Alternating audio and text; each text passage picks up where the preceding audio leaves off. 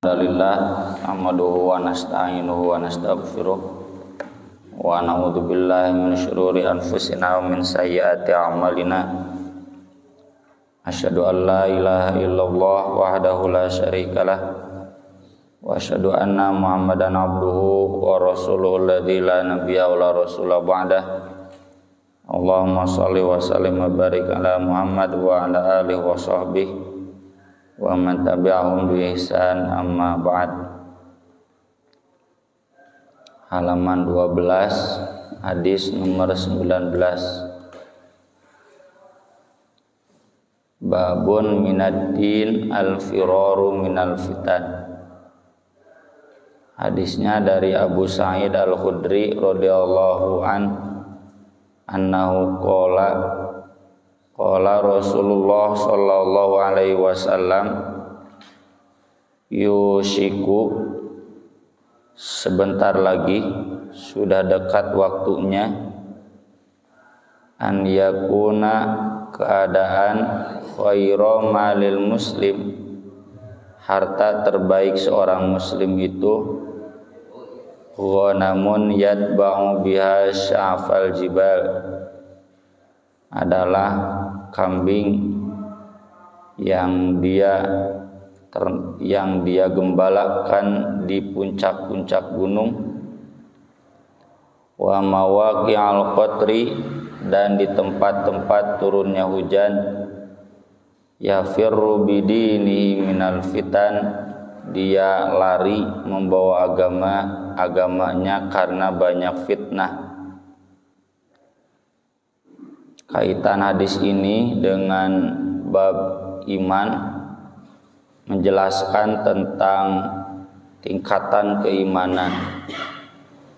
Di dalam hadis-hadis yang lain dijelaskan Rasulullah SAW ketika ditanya bagaimana yang terbaik itu, mukmin yang terbaik itu, kata Nabi SAW, mukminun mujahidun, seorang mukmin yang berjihad di tengah-tengah masyarakat. Dia memegang tali kekang kudanya lalu lari dengannya sampai mati fisabilillah gitu. Kemudian Nabi ditanya lagi, sesudah itu yang bagaimana? Sesudah itu mukminun fi ma'zilin ya'budu rabbahu, seorang mukmin yang tinggal memisahkan diri dari masyarakat, dia beribadah kepada Rabb-nya dan dia khusyuk, membenarkan, meningkatkan kualitas ibadahnya. Jadi hadis ini level iman yang di bawah, bukan level iman yang di atas, menguatkan apa yang sudah dijelaskan oleh para ulama, al-imanu yazidu wa yanqus. Iman itu tingkat-tingkat, ada tingkat atas, ada tingkat menengah, ada tingkat bawah. Nah, ini yang begini, ini iman yang levelnya di bawah yang tadi, yang pertama. Orang ini bukan munafik, orang ini bukan pengecut, orang ini bukan orang kafir meninggalkan jihad, tetapi karena bagi orang ini kondisinya sudah bukan jihad lagi, tapi sudah fitnah. Fitnah itu arti asalnya seorang tukang kamasan, tukang emas, yang dia membakar biji emas untuk membedakan mana emas yang asli, mana yang bukan emas. Bapana Haikal baheula tukang emas, tak itu tasok didurukan, tukang kamasan. Maka setiap bentuk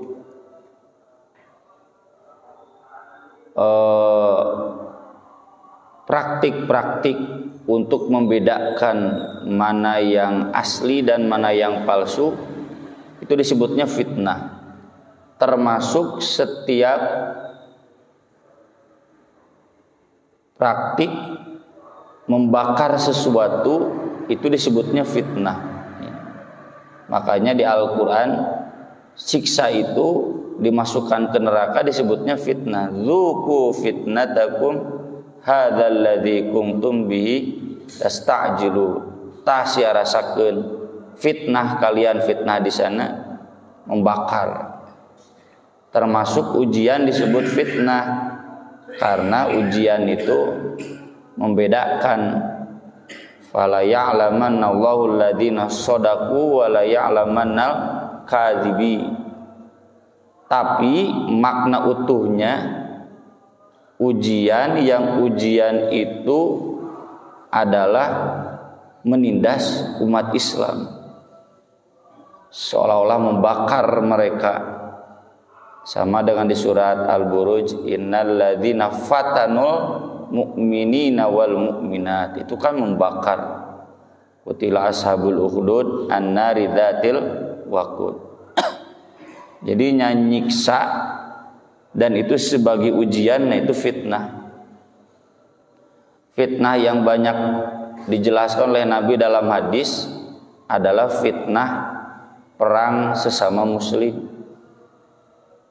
Jadi penyiksaannya ada kan, perang sekaligus sebagai ujian mana yang benar imannya Ahlus Sunnah wal Jamaah dan mana yang Khawarij gitu. Ayana konflik sesama muslim itu buat mengecek mana sebetulnya yang iman dan mana yang masih fasik ya. Nah, kalaupun dia tidak menghadapinya tapi lari, di sini Nabi mengatakan yafirru bidinihi, berarti masih punya agama, tidak kafir, masih dipuji meskipun levelnya level yang kedua. Di sahabat Nabi inilah Ibnu Abbas, Ibnu Umar, Abdullah bin Amr, Abu Hurairah, Abu Bakr, Al-Ahbar mendina Al-Quran. Panai Ar-Rabbaniyun aya Al-Ahbar. Ar-Rabbaniyun kata Imam Ibnu Katsir al-ulama al-ummal arbabul wilayah. Ulama, aktivis, pemilik kekuasaan. Mun aya namalah ulama, ASN, MUI gitunya, atau para pejabat di Persis ya. Itu Ar-Rabbaniyun. Ada juga Al-Ahbar. Al-Ahbar mah al-ulama saja. Jadi zaman sahabat juga begitu. Hari Ibnu Umar, Ibnu Abbas, Abu Hurairah mah mun di urang mah ieu mah dewa nisbah lah gitunya. Ulama-ulama ngaji we, terjadi pengurus, terjadi pejabat, tidak terlibat aktif mengelola kehidupan masyarakat. Ada juga Ar-Rabbaniyun. Nah, Ar-Rabbaniyun mah kan aktif, bima kuntum tu'allimunal kitab wa bima kuntum tadrusun. Dia aktif bergerak di tengah-tengah masyarakat. Kemudian politik dia aktif ya, mengarahkan bagaimana nih masyarakat agar memilih Amin misalnya. Tuh Ar-Rabbani. Nah, itulah di zaman itu, di zaman fitnah Umar bin Khattab, Utsman, Ali. Kunaon si Ali bet ngaladenan Muawiyah, kunaon si Ali bet ngaladenan Aisyah.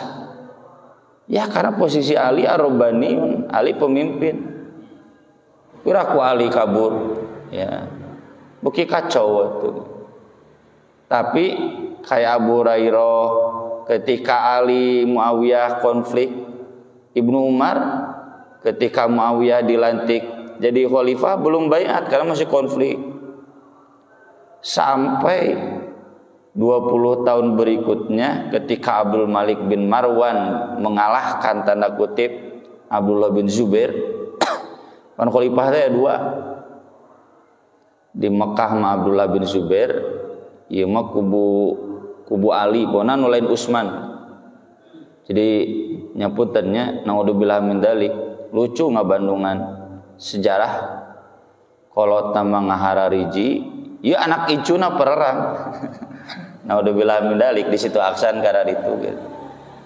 Anak incu nama guyub, bapak-bapak nama aki-aki nama guyub rukun Abu Bakar, Umar, Utsman, Ali. Ieu anakna pererang.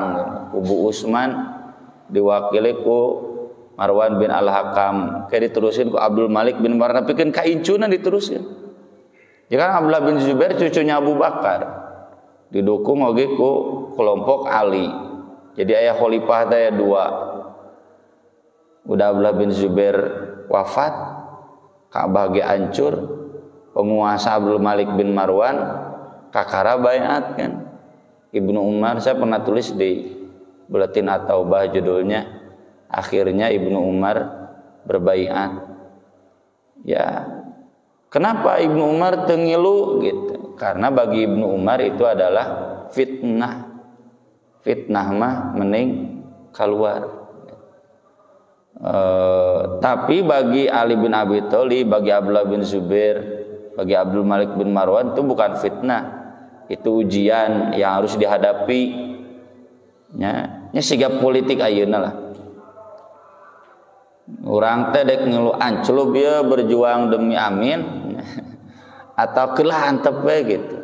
Nah ini puntennya ka bapak-bapak aktivis amin nya, aktivis politik nya atama dek politik praktis dek jika persis kalau kumage aktivis ngan aktivisnya di akar rumput. Kita jangan sangar ya nyebutanlah membahula kan Ustadz Sodikin, Ustadz Utsman ya. Seolah-olah kan apatis gitu. Lah gitu keneh politik mah gitu. Riwe dan sebagainya. Tolong jangan divonis beliau-beliau itu sebagai orang-orang yang naon anti jihad, anti Islam. Kalau beliau-beliau nyatanya menilai bahwa kondisi politik di Indonesia ini sudah masuk kategori fitnah. Daripada anclub kanu fitnah, kabawa rusak agama, lebih baik jaga jarak.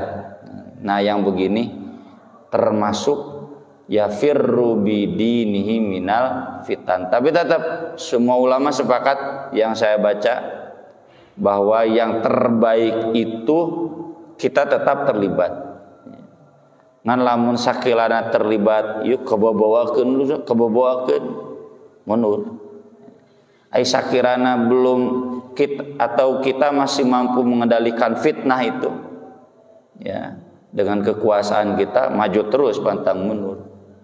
Cuma kalau dalam posisi saya di dunia politik praktis jadi fitnah ke abdi mah terkuat nah ke bawah ya.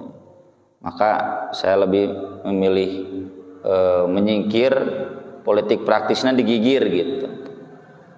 Ari mereukeun Kang Edwin mah kaawakan gigituan teh sok we gitu. Asal kadai jadi fitnah ya bagi para aktivis partai, mangga bagi para aktivis Kemenag, kan lagi sami Kemenag oke. Berjuang bagaimana agar menjadi ASN di Kemenag, meraih kekuasaan di Kemenag. Wah, teh anak mah cenah usah berjuang. Nah, udah Kemenag teh dinasti NU cenah gitu. Wah, hese teh nembus nanti cenah. Mun urang can ngilu sholawatan, can ngilu maulidan cenah. PKS ge cenah hese cenah duka. PKS ge hese nembus Kemenag cenah. Jadi kalau memang niatnya begitu itu yang terbaik. Tapi kalau enggak bisa ya firru bidiri minal fitan, itu pilihan kedua silakan. Tidak boleh kemudian kita sebut mereka orang-orang yang malas berjihad, tidak berjihad, munafik dan sebagainya, jangan. Nabi sendiri di sini masih menyebutkan yafirru bidini minal fitan. Dan ini ya yang diamalkan ku Sa'ad bin Abi Waqqas ketika Ali Muawiyah sibuk perang kan oleh anaknya Sa'ad bin Abi Waqqas dimarahi. Bapak ini gimana? Ali sedang jihad, kenapa bapak meninggalkan jihad? Jangan, ini hadisnya. Itu mah bukan jihad, itu mah fitnah. Jihad mengelawan orang musyrik, orang kafir, itu mah muslim sesama muslim berebut kekuasaan. Jadi lebih baik saya ngurus domba di puncak gunung. Sa'ad bin Abi Waqqas sampai wafatnya memisahkan diri. Wafat di pegunungan. Kayak Abu Dzar Al-Ghifari ya. Wafatnya di masa fitnah. Kenapa bukan emas? Tuh udah di gunung mah moal manfaat duit teh wa alpamat. Baru dak PKKJ kan ngukur ya kumaha cenah alpamat eueuh. PKKJ tadi pajagalan di dia. Aya alpamat teh Ustaz cenah gitu. Di gunung mah moal manfaat moal duit loba ge da mulai alfamat mulai pasar. Jadi harta yang terbaiknya harta yang real, bisa dimakan, bisa digembalakan. Hadis berikutnya bab qaulin Nabi sallallahu alaihi wasallam ana a'lamukum billah. An Aisyah radhiyallahu anha qalat kana Rasulullah sallallahu alaihi wasallam idza amarahum minal a'mal bima yutiqun. Rasulullah sallallahu alaihi wasallam apabila memerintah kepada manusia, kepada masyarakat, beliau memerintah mereka dengan amal-amal yang sekiranya mereka mampu. Pakai standar umum ya. Ini kalau dalam pendidikan kita pun harus begitu, lihat standar umumnya. Standar umumnya enggak mampu ya najar anu pinter hiji dua wayahna we ngelehan. Lihat standar umumnya, kemampuannya bagaimana. Lalu ada beberapa sahabat yang bertanya, inna lasna kahayatika ya Rasulullah. Sungguh kami tidak seperti keadaan Anda wahai Rasulullah. Inna Allah qad ghafara laka ma taqaddama min dhanbika wa ma ta'akhkhar. Sungguh Allah telah mengampuni bagi Anda apa yang telah lalu dari dosa Anda dan apa yang akan datang kemudian. Karena Nabi maksum ya, moal mungkin aya dosa. Jadi nu can dilakukeun oge pasti dihampura, kalaupun ada salah langsung ditegur. Jadi nggak jadi salahnya. Fayaghdabu, lalu Nabi marah hatta yu'rafal ghadabu fi wajhi, sampai diketahui kemarahannya di wajahnya. Nabi kalau marah kelihatan merah karena kulit Nabi putih. Mun urang mah tambah hideung. Kulitnya sawo matang kan. Jadi moal beureum. Tsumma yaqul, kemudian kata beliau, inna atqakum, sungguh yang paling takwa, wa a'lamakum, dan paling mengetahui di antara kalian, billahi, kepada Allah, ana, adalah saya. Di dalam kaitan kitabul iman, konteksnya adalah bahwa ketakwaan itu bertingkat-tingkat. Ya, ma'rifah itu bertingkat-tingkat. Bahwa Nabi SAW ada di puncak ketakwaan, puncak ma'rifah, dan para sahabat ada di bawahnya. Komo urang gitu. Ya, jadi menunjukkan bahwa iman itu bertingkat-tingkat. Maka yang belum seperti Nabi itu bukan berarti orang fasik, bukan berarti otomatis orang munafik, orang dolim, bukan. beriman, cuma imannya belum sesempurna Nabi. Kemudian hadis ini menunjukkan bahwa standar ibadah itu adalah Nabi. Nabi dengan amal-amal yang beliau ajarkan itu bisa itu mencapai atqakum wa a'lamakum. Tidak perlu menambah yang disebut dengan bid'ah ya. Saya sering contohkan ibaratnya gelas yang sudah terisi penuh air bening. Wah, cenah tambahan sirup, cenah tambahan Thai tea, tambahan cikopi, ngarahkeuna puguh mah jadi modal we teh cai nu herangna. Bid'ah pun demikian. Ditambahkan sunnahnya jadi laleungit, da kapasitasnya kita sudah begitu. Kalau kapasitasnya misalkan 100 ditambahan nyaang 100 nu aya 100 jadi hilang gitu. Gak mungkin kuat. Itulah standar agama itu. Jadi lihat ke nabinya jangan sudah diampuni atau tidak, tapi itu standar puncaknya. Dan betul kita rasakan sendiri beribadah puncak seperti Nabi susah ya. Sholat tahajud 2 juz, puasa unggal poe nepikeun ka wisol. Wisol kan Nabi amalkan sahur unggul, buka maghrib tidak, makan malam tidak, sahur itu. Kalau para ulama yang mengamalkan Imam An-Nawawi yang nulis Riyadhus Shalihin, beliau begitu, abdi wae teu kuat gitu, hese ngorakeun nih dukung kayak sekolot. Sedekah Nabi itu sampai habis, jang makan melaan nepikeun ka nganjuk ya cenah perlu makan babari tinggal nganjuk ka singko nyaman ka Yahudi entong nganjuk ka Pak Haji mah sok digratiskeun. Dan Nabi enggak mau pinjem ke sahabat, pinjemna ka orang Yahudi ngagadekeun baju besi sampai begitu kan. Urang mah da bro-broan sedekah ge dina rekening mah ngeur we aya.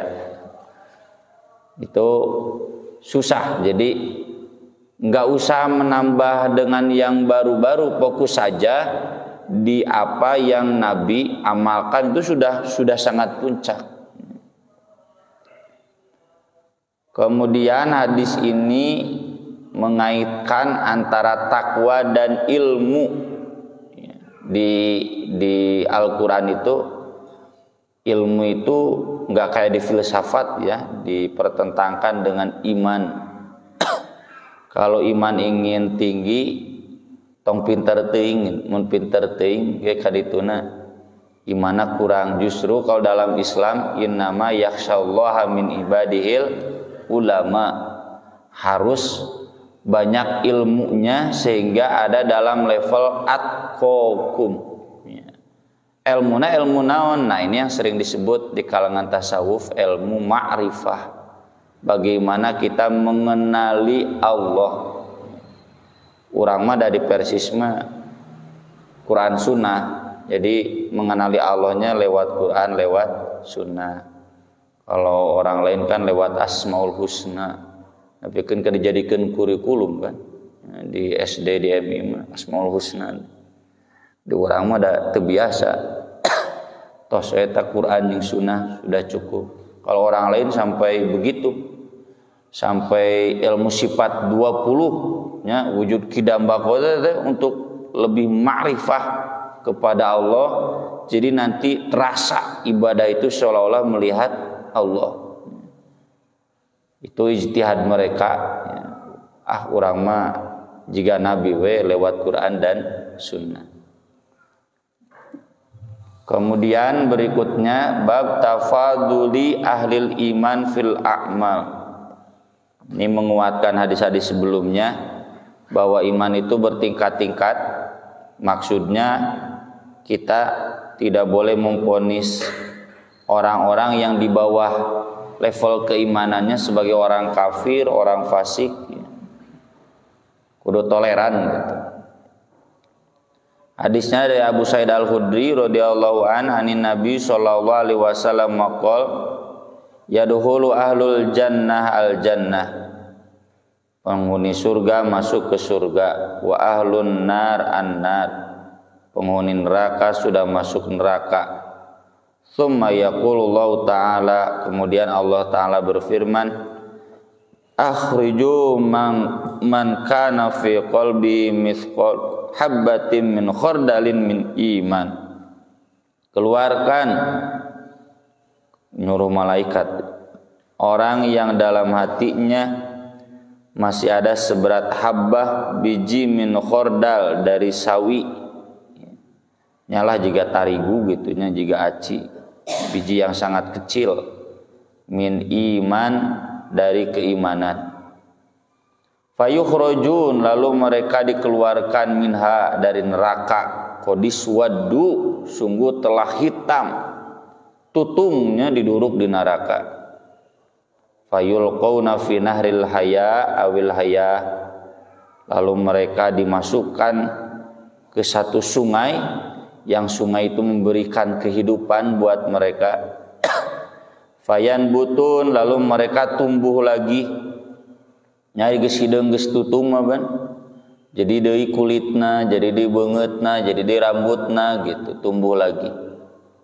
Kamatan butul hibbatu fi janibis sail, sebagaimana tumbuhnya satu biji di pinggir aliran air. Asal aya siki biji ya, benih itu jadi dengan sendirinya, bertahap. Alam taro annaha takhruju sufra'a multawiyah, tidakkah kau perhatikan benih itu kemudian tumbuh menjadi tumbuhan yang warnanya kekuningan, multawiyah dan berlipat-lipat ya, multawiyah itu bertingkat-tingkat. Ini hadis tentang syafaat ya. Dulu di Buletin At-Taubah saya bahas panjang lebar tentang syafaat. Ada 8 syafaat termasuk dari sesama muslim lewat sholat jenazah, kan mun disolatan ku 40 muslim, kata Nabi syafa'ahumullah, yang 40 itu jadi pemberi syafaat. Syafaat itu arti asalnya perantara, penjamin.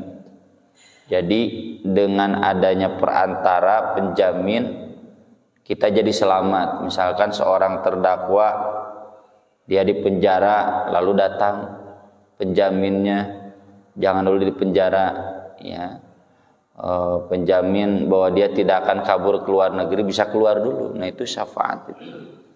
Atau gerasi presiden sehingga bisa dibebaskan, itu syafaat dari pihak lain. Syafaat itu, syafaat itu dari Nabi, dari malaikat, dari sesama muslim ya, bukan dari amal dia.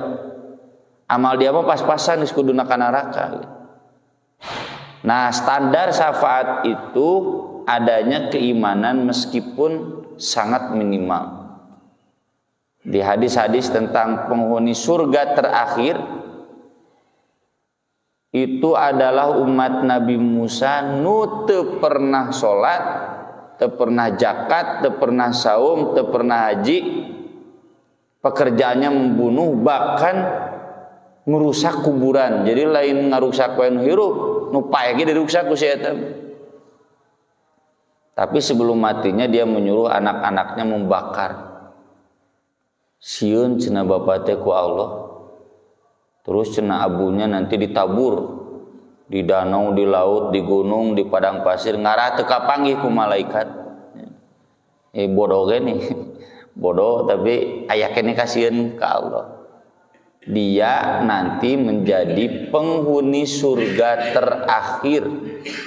Dan penghuni surga terakhir itu 10 kali lipat dari orang yang paling berkuasa di bumi. Mun nama Elon Musk, nah si Elon Musk teh geus tinggal naon pasti aya, moal aya nu teu kawujudkeun. 10 kali lipat beunghar Elon Musk di surgana teh. Cacakan nu paling akhir. Kenapa? Dia masih ada yakin la ilaha illallah. Komo leuwih ti kieu gitu. Makanya jangan kemudian kita sebut orang-orang yang kemungkinan dia masih syahadat, kita seenaknya memvonis mereka kafir dan sebagainya, ya. Menghilangkan keimanannya. Keimanannya selama masih ada meskipun sedikit tetap harus dihargai, nggak boleh dikafirkan. Kemudian hadis berikutnya dari Abu Sa'id masih radhiyallahu an qala Rasulullah sallallahu alaihi wasallam kata Rasul baina ana imun, ketika saya tidur ra'aitun nas yuraduna alayya, saya melihat orang-orang didatangkan menghadapku, wa alaihum kumus, mereka pada pakai baju ya, kumis itu baju bagian atasan.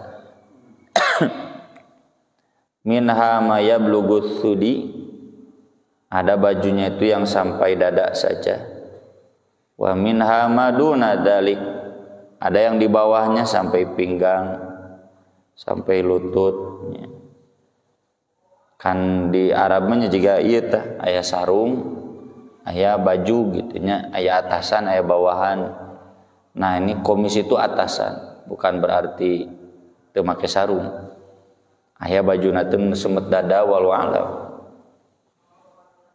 Wa uridu alayya Umar bin Khattab, lalu dihadapkan kepadaku Umar bin Khattab. Wa alaikum misun yajurhu, Umar bin Khattab mah bajuna nepikeun ka digugusur panjang. Tapi lain artina menang isbalnya, ieu mah contoh ya. Teu meunang kan nyampuan jalan najis. Qalu, para sahabat bertanya, fama awal tadzalika ya Rasulullah, apa takwilnya wahai Rasulullah? Kan mimpi Nabi mah pasti wahyu. Qala ad-din, takwilnya adalah agama. Gamis itu gambaran dari keberagamaan orang-orang. Ada yang minim, ada yang sangat tinggi. Di antaranya adalah Umar bin Khattab. Tapi bukan berarti Umar bin Khattab terbaik sesudah Nabi. Gimana terus jadi kesepakatannya ulama Ahlus Sunnah wal Jamaah, hadis-hadis yang memuliakan Abu Bakar lebih banyak dibanding Umar bin Khattab, dan Umar bin Khattab sendiri mengakui itu kan. Hadisnya terkenal, saya hari ini akan mengalahkan Abu Bakar, saya akan mensedekahkan setengah harta saya. Setengah nate menabdi boga sabarang sahakeun atau Gibran nya, Gibran teh sebenarnya 25 miliar nya. Setengahna berarti 13 miliar tadi sodakohkeun. Cenah pas datang ternyata Abu Bakar mah semuanya disodakohkan. Meninggalkan apa cenah di rumah? Kata Abu Bakar meninggalkan Allah dan Rasulnya. Eta pamajikananya teu protes. Aduh, kapan lagi saya bisa mengalahkan Abu Bakar. Terus ketika Nabi menjelaskan pintu surga ada 8, mungkin tidak ada orang yang dipanggil dari pintu Ar-Royan karena tukang saum, dari pintu sodako karena tukang sodako, pintu jihad karena tukang jihad, pintu sholat. Mungkin kata Nabi, Abu Bakar termasuk salah satunya. Jadi hadis Nabi yang mengistimewakan sahabat banyak, tapi jumlah yang mengistimewakan Abu Bakar lebih baik, dan Umar sendiri mengakui itu ya. Hanya yang jelas ini menunjukkan Umar bin Khattab itu ada di level yang tinggi. Dalam Syiah, Khawarij sok disudutkan Umar bin Khattab itu, mereka bukan Ahlus Sunnah. Ahlus Sunnah nggak mungkin menyudutkan Umar bin Khattab. Kalaupun ada kekurangan ya namanya juga sahabat, manusia biasa, asal tobat, asal tidak mencederai agama. Yang kedua, ini hadis menunjukkan bahwa iman itu bertingkat-tingkat. Ada yang level puncak, ada yang di bawah. Yang di bawah pun tetap dikategorikan beragama, ad-din tadi. Jadi tidak hilang agamanya, tidak hilang keimanannya. Aqulu qouli hadza wa astaghfirullah li wa lakum subhanakallahumma bihamdik asyhadu an la ilaha illa anta astaghfiruka wa atubu ilaik. Wassalatu wassalamu ala Rasulillah. Wassalamualaikum warahmatullahi wabarakatuh.